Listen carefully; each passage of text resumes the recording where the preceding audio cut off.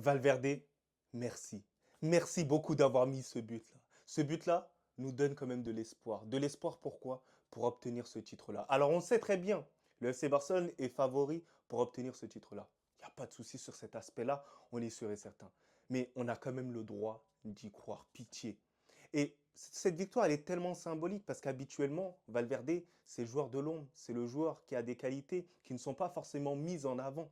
Mais que là, il mange toute la lumière, il le mérite entièrement. C'est lui qui sauve grâce à un but tout simplement stratosphérique, incroyable. Sa prise d'élan, son équilibre, la zone qui a été trouvée, c'est tout simplement incroyable.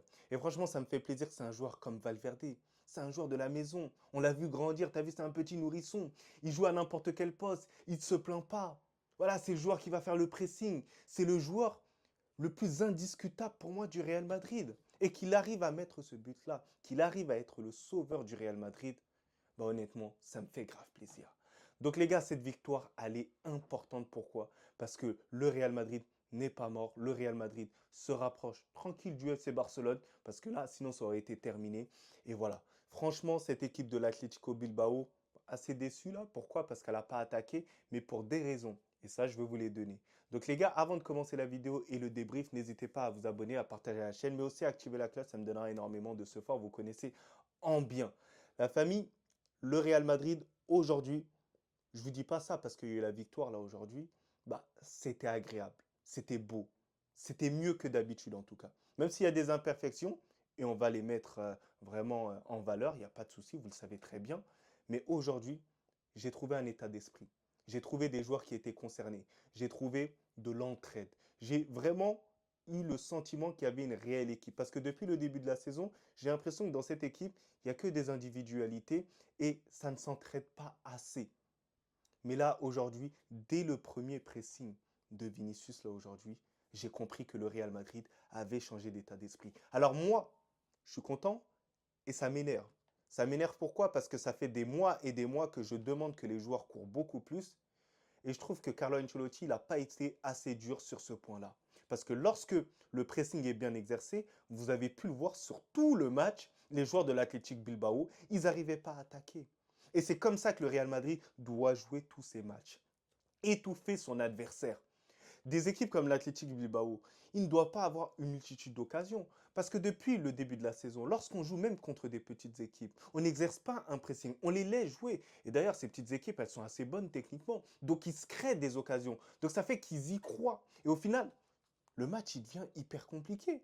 Mais pourquoi tu ne te facilites pas direct la tâche? Pourquoi tu ne fais pas en sorte que bah, l'adversaire te craigne? La problématique du Real Madrid, c'est qu'on faisait en sorte que l'adversaire soit à l'aise. Et lorsque j'ai vu l'état d'esprit ensuite de Bellingham, de Rodrigo sur les phases défensives, c'était bon. Même au milieu de terrain, c'était assez bon sur les phases défensives, que ce soit Modric, Ceballos et surtout Chouameni. Chouameni qui a intercepté énormément de ballons, qui a mis énormément de grinta. Alors c'est vrai que sur une situation, il aurait pu prendre un carton rouge. Et là, l'arbitre, il devait aller le voir parce que c'est tacle en arrière. Donc là, il y a potentiellement carton rouge sur cette action-là. Pour moi, j'aurais pu donner le carton rouge. Mais en tout cas, minimum, c'est un jaune. L'arbitre qui n'a pas donné le jaune, ça a reflété. Il faut le souligner parce que certains Barcelonais vont dire ouais, Abdi, tu parles pas. J'ai toujours parlé. Et je garde toujours objectivité sur chaque action. Vous le savez très bien dans tous les cas. Et même défensivement, ce que j'ai apprécié, c'est quoi? C'est qu'en fait, on n'a pas encaissé de but, la famille. Parce que souvent, on a tendance à encaisser des buts par-ci, par-là. Là, c'est un clean sheet. C'est un clean sheet et c'est agréable. Et comme de par hasard, quand il n'y a pas beaucoup d'espace entre les lignes, entre la défense et le milieu de terrain, il n'y avait pas beaucoup d'espace. Donc facile de récupérer la balle. Donc c'est-à-dire qu'il n'y a pas des joueurs entre les lignes pour déstabiliser notre bloc. Même entre l'attaque et le milieu de terrain, il n'y avait pas énormément d'espace. Donc c'est-à-dire qu'on était assez regroupés pour pouvoir au mieux attaquer. C'est ça qui était le meilleur. Donc après, en phase offensive, moi j'ai trouvé que là, on avait beaucoup plus de difficultés. Notamment au milieu de terrain. Pour moi, au milieu de terrain, tout d'abord, il manquait de créativité. Il manquait un joueur comme Tony Kroos dans cet aspect-là. Donc pour moi, les joueurs qu'on a en possession, ce n'est pas eux qui vont te ramener une créativité. Là, il va falloir attendre un mercato. Il va falloir ramener un joueur qui a cette fibre-là pour pouvoir bonifier et faciliter la tâche des attaquants. Parce que c'est vrai que Vinicius, par moment, il prend la balle et il doit se créer l'action à lui tout seul pour générer du danger. C'est ce qu'on a pu percevoir en deuxième période. Mais au milieu de terrain, je trouve que ce soit Modric, il a plus les cannes d'autrefois pour pouvoir faire tout ça. Que ce soit aussi Ceballos et Tchouaméni, c'est pas eux qui arrivent à te créer un truc. Ceballos, il bouge très bien, très bon mouvement. Tchouaméni, il récupère pas mal de ballons, il te fait des passes intéressantes, mais aussi c'est pas son rôle. Donc voilà, va falloir trouver ce milieu de terrain qui va permettre de dynamiser encore plus le truc. Bellingham n'est pas trop dans cette tâche-là, surtout qu'on jouait dans un 4-4-2, mais j'ai trouvé que Bellingham, bah, c'est pas ce milieu de terrain quand même créatif. Bellingham, j'aimerais plus le voir quand même en tant que numéro 8 lorsque on aura trouvé notre milieu de terrain quand même créatif. C'est ça réellement son rôle. Et ça ne fait pas partie de ses qualités. C'est ainsi. Et le problème aussi, c'était aussi en attaque. En attaque, pourquoi? Parce que toutes les actions passaient au final par Vinicius. Alors c'est vrai qu'Omar Da Fonseca, il parlait pas mal, il disait que Vinicius, il lâchait pas énormément la balle, mais le problème, c'est que le danger venait principalement de Vinicius. Et au final, notre attaque, elle est grave asymétrique. Au final, à droite, il n'y a quasiment pas de danger parce que Rodrigo tente moins que Vinicius. Alors je peux comprendre que c'est un moins bon dribbleur, il n'y a pas de souci. Je peux comprendre que Valverde, il dédoublait pas assez pour permettre à Rodrigo de dribbler assez. Mais quand même, Rodrigo, il n'en fait pas assez. C'est ça la problématique. Alors c'est bien, défensivement, il a fait pas mal d'efforts, mais on voit l'écart de niveau avec Vinicius. Et le profil qui aidera Vinicius, pardon, bah, ce serait un attaquant de pointe. Parce que Rodrigo, il n'y a pas de souci. Il te fait une bonne première mi-temps, une bonne deuxième période, il n'y a pas de souci.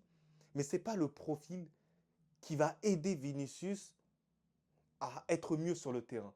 Vinicius faudrait un profil un peu plus comme soit Benzema, soit un profil un peu comme Rossellou. Mais le luxe, ce serait un profil comme Benzema, un joueur qui peut côtoyer tout ça, et de la présence dans la surface de réparation. C'est pour ça que lorsque Hendrik rentre sur le terrain, on sent que bah, c'est beaucoup mieux. C'est beaucoup plus en place. On sent que là, il y a du danger. On sent que même Bellingham, il sait où se placer. Parce que lui ne marche pas sur ses pattes. Lorsqu'il y a un vrai numéro 9, absolument tout change. Donc, Vinicius, on a pu le voir aujourd'hui, c'est un joueur qui a besoin d'un numéro 9 à ses côtés. Parce qu'à chaque fois, il met du danger, il arrive à dribbler les joueurs, mais pas énormément de présence dans la surface de réparation et c'est pas normal. C'est pas normal, les gars. Alors, défensivement, je voulais parler aussi des latéraux. Des latéraux, Kamavinga. Kamavinga qui a fait un match extraordinaire là aujourd'hui. Et c'est une question que là, j'ai envie de vous poser. C'est est-ce que Kamavinga, faudrait pas le mettre à ce poste-là? Parce que oui, au final, au poste de milieu de terrain, il y a énormément de concurrence. Mais au final, si on fait le bilan de tout ça, Fran Garcia, je sais qu'il y en a énormément qui l'aiment bien. Mais Kamavinga, il est plus fort que Fran Garcia. Sur l'aspect défensif, bah, il a rien à envier à Fran Garcia. Les gars, si j'ai pas peur de le dire, honnêtement. Offensivement, Fran Garcia, le problème que j'ai avec lui, c'est qu'il sent comme un robot. Il réfléchit pas quand il sent. Alors que Kamavinga, il y a quand même une réflexion avec tout ça. Il y a quand même une affinité avec Vinicius. Lorsque Vinicius il a la balle, Kamavinga il va décrocher, donc ça permet à Vinicius d'être encore beaucoup plus dangereux sur ces attaques-là. Fran Garcia, il dédouble. Mais le problème, c'est que même lorsqu'il a la balle, il perd la balle. Mendy, c'est vrai que c'est un joueur que j'apprécie énormément. C'est un joueur qui doit être titulaire au Real Madrid à son poste-là. Il n'y a pas de souci. Mais ce n'est pas un joueur qui va trop être déporté vers l'avant et faire descendre. C'est pas son profil. Même si pour moi, ça doit être le titulaire du Real Madrid. Mais pour l'instant, il n'est pas là, il est blessé. Donc pour l'instant, il va falloir mettre Kamavinga à ce poste-là. Et de l'autre côté, il va falloir garder Valverde à ce poste-là. Alors je sais qu'il y en a certains, ils seront frustrés de tout ça, mais non. Les gars, il y a un moment donné, il va falloir sauver les meubles. Lucas Vasquez, il est éteint. Il est mauvais, les gars. Faut se le dire. Alors oui, la dernière fois, face à Arsenal, ça a été le meilleur. Mais si ça a été le meilleur, c'est que c'est très inquiétant. Lucas Vasquez, il a plus le coffre pour se mettre à ce poste-là. Et il y en a certains qui vont me dire de ne pas trop le blâmer parce que c'est pas trop son poste. Mais les gars, ça fait 10 ans qu'il joue à ce poste-là. Donc on peut avoir une petite exigence pour lui. Un minimum, s'il vous plaît, la famille. Donc il faut que Valverde reste à ce poste-là. Et il va falloir que en défense centrale, il y ait la même rigueur que d'habitude. Et je veux que Carlo Ancelotti ne change absolument personne. Personne, mais personne, mais personne. Alors les gars, pour finir, on a gagné ces 3 points, il n'y a pas de souci. Mais c'est passé un événement et il y a énormément de personnes qui me demandent d'en parler. Et c'est au sujet de Kylian Mbappé. il est apparu sur les écrans du Santiago Bernabéu et il a été sifflé par une partie du Santiago Bernabéu. Pas tout, mais une partie. Et il y en a plusieurs qui disent que bah, ce n'est pas dû à Kylian Mbappé, seulement les mauvaises prestations. Je suis d'accord. Kylian Mbappé, ce n'est pas le premier responsable.